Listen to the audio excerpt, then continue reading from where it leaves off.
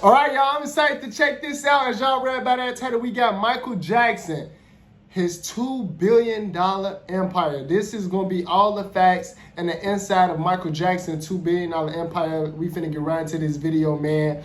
And I'm excited to check this out because, remember, I didn't forget. Did y'all forget when we was watching that video and they said Michael Jackson gave away to different charities and to different countries? He gave away a total of $500 million.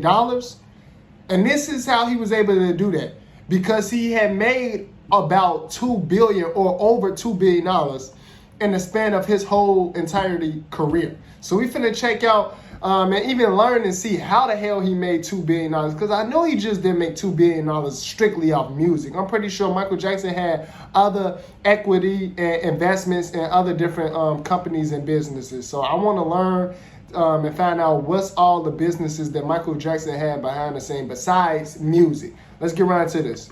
And I got my food I'm finna be eating too, so don't mind me. How does someone who's been gone for over a decade still earn more than today's biggest stars? Oh, wait, hold on. They said he's still earning money? As of 2025, it said he's still earning money. How is that possible? Jackson passed away in 2009, but in 2025, his empire is worth over $2 billion. That's not a typo. While He said that's not a typo. After death, MJ's brand exploded. His estate didn't just survive, it became a financial powerhouse. Yeah, that's bigger crazy. Than most living artists, bigger than some global corporations. So how did this happen? This isn't just about music royalties or nostalgia. It's about smart business moves, ruthless negotiations, and a legacy that refused to die. From record-breaking earnings to billion-dollar catalog sales, we're diving deep into how Michael Jackson built and continues to grow one of the most valuable empires in pop culture history. This man is still making money while he's gone. See, when they say stuff like that, it make you think, is he really gone? Like, did he really pass? Because what do you mean he's still making money? Is he still making money, or is going to his family? Because I heard the Jacksons, like the family from the Jacksons, say that they not getting none of the money they supposed to be getting from the different companies and stuff. They not recouping none of that money back. So what is going on? History. Let's uncover the business genius behind the king of pop. Yeah, we got to. Hey.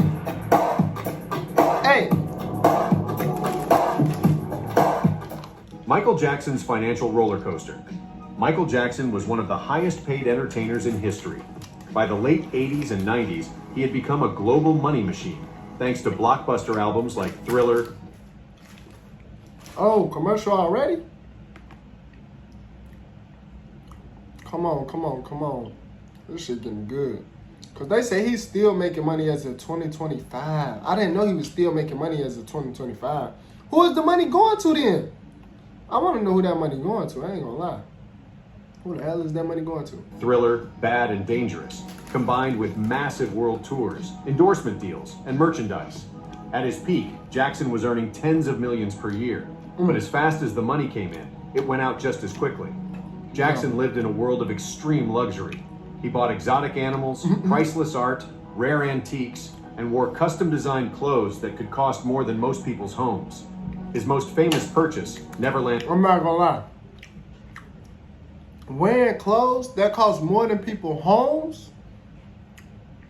You living in a different world at that point. It's crazy. I didn't even know they had clothes that cost more than people's homes. Clothes that, what type of homes is we talking about? What do they mean, clothes that cost more than people's homes? And Ranch wasn't just a mansion. It had its own amusement park, zoo, train station, and staff of nearly 100 people. Wow. The yearly maintenance cost, over $10 million. And then came the lawsuits. $10 million just for the maintenance cost? Whoa! I ain't know that ranch was that expensive. $10 million just for the maintenance costs. Throughout the 1990s and 2000s, Michael faced multiple legal battles, from business conflicts to more serious allegations. Some cases resulted in costly settlements, others in drawn-out trials that drained both his energy and his bank account. At one point, he reportedly paid over $20 million to settle just one case. On top of that, He continued to fund a lifestyle that was no longer supported by touring or new albums. To stay afloat, Jackson began borrowing, often against his most valuable asset, his music catalog. That included not only his own hits, but also the rights to legendary songs by the Beatles. These assets were worth hundreds of millions, but the loans were risky. By the mid-2000s, Jackson's debt was climbing fast, and his cash flow was drying up. By the time he died in 2009, he was reportedly more than $500 million in debt. To the public, Damn, he died $500 million in debt? it looked like the end. Some The ain't king of adding pop up. had fallen, from global icon to financial disaster. But what no one expected was that death would be the start of something even bigger. Death was the business rebirth. When Michael Jackson passed away in June 2009, the world went into shock, and so did the music industry. Within 24 hours, his albums were flying off the shelves. Digital downloads skyrocketed. Streaming numbers exploded. Stores couldn't keep up with demand. In that moment, something unusual happened. Death made Michael Jackson more powerful than ever. Within the first And this is exactly why people say he faked his death originally. This is why. Because when he died, it made him back rich again, like extremely wealthy again and powerful once he passed. That's why people say he faked it. First That's year why people alone, say it was fake. his estate generated nearly $1 billion. It Damn. became clear his name, music, and image still held massive value. But the real turning point came when two men stepped in to take control. John Branca, MJ's longtime attorney, and John McClain, a trusted music executive and friend. These two became the executors of Jackson's estate, and they wasted no time turning things around. They froze unnecessary spending, renegotiated bad contracts, and brought in new deals that respected Michael's legacy while maximizing profits. They didn't just sell music, they sold Michael Jackson, the brand. It wasn't just about nostalgia, it was a calculated business strategy. Posthumous albums like Michael and Scape were released. A Las Vegas show with Cirque du Soleil brought in millions. New licensing deals, documentaries, and merchandise rolled out year after year. Every move was designed to rebuild and expand MJ's empire, and it worked. By 2018, Forbes named Michael Jackson the highest paid dead celebrity, earning $400 million in a single year. And that was The highest paid dead celebrity? He made $400 million in 1 year? just the beginning. What? 400 million in 1 year? That's crazy. Come on, let's get back to it. Damn commercials. That's a lot of money. Well, that got him out of debt quick then, if that's the case. He shouldn't have been in debt no more then. Where we left off at? Millions. But the loans were risky. Oh, By no. the mid to take control. John Branca, No, MJ's no, longtime no. attorney, legal and financial messes, and made high-level decisions that prioritized long-term growth. In 2016, they sold Michael's 50% stake in the Sony ATV catalog, the same catalog that included the Beatles songs, for a jaw-dropping $750 million. This was the catalog that held rights to over 2 million songs, including music from the Beatles, Bob What? Dylan, and Taylor Swift. Critics called it controversial, but financially, it was a masterstroke. It wiped out a huge portion of the estate's debt and gave them the freedom to build for the future. They also partnered with major companies for licensing deals, launched This Is It, the film based on MJ's final tour rehearsals, and approved posthumous albums that introduced MJ's voice to a new generation. Their strategy was clear: protect the legacy, grow the empire, and turn Michael Jackson into an immortal brand. Their strategy worked. Michael's brand became a global force, again. The money moves that built the empire. With the estate stable, the focus turned to growth. The $750 million Sony ATV deal was just the start. In 2018, Michael Jackson became the highest paid dead celebrity, earning $400 million in a single year, according to Forbes. In 2018, the estate earned $400 million. That figure didn't just come from album sales. It came from a smart mix of revenue streams: licensing deals for commercials, TV shows, and merchandise. The massively successful Cirque du Soleil show in Las Vegas, Michael Jackson won. Streaming royalties from platforms like Spotify, Apple Music, and YouTube. posthumous projects including documentaries and music releases. Then, in 2024, the estate broke another record, bringing in nearly $600 million in a single year. They made $600 million off of his name in 2024? Off of all his stuff, his music catalog, his merch, like $600 million in 1 year? Yeah. Yeah, the Jackson family should be straight forever. That put Michael Jackson above every living artist, athlete, or celebrity on the planet. He out-earned Taylor Swift, Tom Cruise, and even Oprah, despite not releasing a new album in 15 years. The estate owns full control over Michael's image, name, and voice. So anytime you hear his song in a commercial or see his face on a product, the money goes straight to the estate. In short, they turned Michael's legacy into a premium brand, highly protected, highly profitable. The billion-dollar music machine. If there's one thing that keeps Michael Jackson's empire alive and thriving, it's the music. Decades after his peak, his songs still dominate streaming platforms. Thriller, Billie Jean, Beat It, Smooth Criminal, these aren't just old hits. They're cultural pillars, played in movies, TV shows, commercials, Halloween parties, dance classes, you name it.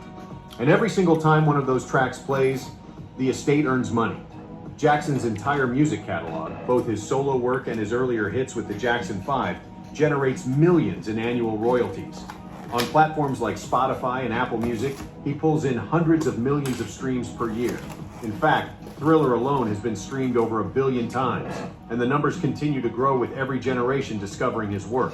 Posthumous albums like Michael and Scape introduced unreleased vocals to a new generation, and both were commercial successes. And Thriller? Still the best-selling album of all time, with over 100 million copies sold worldwide. Jackson's music hasn't faded. It's still everywhere. Facts. And that's why his estate keeps growing. Who inherits the fortune? Yeah, that's what I want to know. Who getting all the MJ money, bro? This is what I'm here for. Jackson died in 2009. The world mourned the loss of a legend. But behind the scenes, the question quickly became, who gets the fortune? Exactly. According to his will, Michael left the majority of his estate to the people who meant the most to him. His 3 children, Prince, Paris, and BG, formerly known as Blanket. So they living straight. They living straight. No wonder we don't hear from them. He also named his mother, Katherine Jackson, as the guardian of his children and an early beneficiary of the estate. But here's the twist. Most of Michael's wealth wasn't in cash. It was tied up in assets like music rights, real estate, intellectual property, and licensing deals. That means his kids didn't just get a lump sum. They inherited something much bigger, a living, breathing financial empire. The estate was structured to pay out gradually, giving the children long-term security without risking the core assets. Prince now works in entertainment production. Paris is an actress and musician. Biggie prefers a more private life. Each of them continues to carry their father's name with pride, while also benefiting from a brand that shows no signs of slowing down. This is more than inheritance, it's generational wealth. The real estate empire, Michael's most famous property, of course, was Neverland Ranch, the 2,700-acre fantasy land in Santa Barbara County. Purchased in 1988 for $19.5 million, it wasn't just a home, it was Michael's escape. It wasn't just a home, it was Michael's escape. Facts. It was his escape to get away from the world, get away from everybody trying to get to him. But once they found out about that ranch, they was there too. The world was there, right there. Trying to get up inside, get on the rides, all type of stuff. They never gave Mike no piece of privacy. Pulls in hundreds of millions of streams per year. In fact, Thriller alone has been streamed. Hold on. We already passed. But Neverland came at a cost. At its peak, it cost over $10 million a year to operate. Yeah, that's and by crazy. the mid-2000s, facing mounting debt, Jackson could no longer afford to keep it. In 2008, he defaulted on the loan. Eventually, the property was taken over by billionaire Thomas Barrett, who rebranded it as Sycamore Valley Ranch. The Jackson estate retained other high-value properties, including a luxurious mansion in Los Angeles and a high-end apartment in Las Vegas. These weren't just places to live, they were investments, and the estate has continued to manage them carefully since his passing. Today, the estate operates like a corporation. Every property is either sold at a strategic time or held for long-term value. Every decision is calculated to protect and grow MJ's posthumous wealth. Real estate is no longer about fantasy. For the Jackson estate, it's about strategy and long-term profit. 2025 and what's coming next. Even in 2025, Michael Jackson's name is making headlines, not just for the past, but for what's still to come. Incredibly, he was once again named the highest paid celebrity of 2024, What? dead or alive. According to Forbes, his estate brought in a staggering $600 million last year, surpassing megastars like Taylor Swift and Tom Cruise. Let that sink in. A man who hasn't performed in 15 years is still out-earning the biggest names in Hollywood. All eyes are now on the highly anticipated Michael Jackson biopic titled simply Michael. Directed by Antoine Fuqua and starring MJ's real-life... That's because he's the most famous celebrity that ever lived. That's why he's still making this type of money, even though he's passed and he haven't put out any new music in over 15 years. It's because he was the most famous celebrity that ever lived. It's just that simple. I didn't know he was making $500 and $600 million each year though. Even today, they said last year he made $600 million in 2024. This year he probably bringing another 500 or 600 mil. Like, crazy. It's good to see that his family gets the money though. His kids is well taken care of. His mother is, so that's good to know. That's good to see. We learned something new. We learned who got the money or who's getting the money. They keeping it in the family, which is good to know. But if y'all enjoy checking out this video with your boy Jamal, hit the subscribe button, man. Y'all know what to do. Hit the like button. And until then, I'll see y'all in the next video.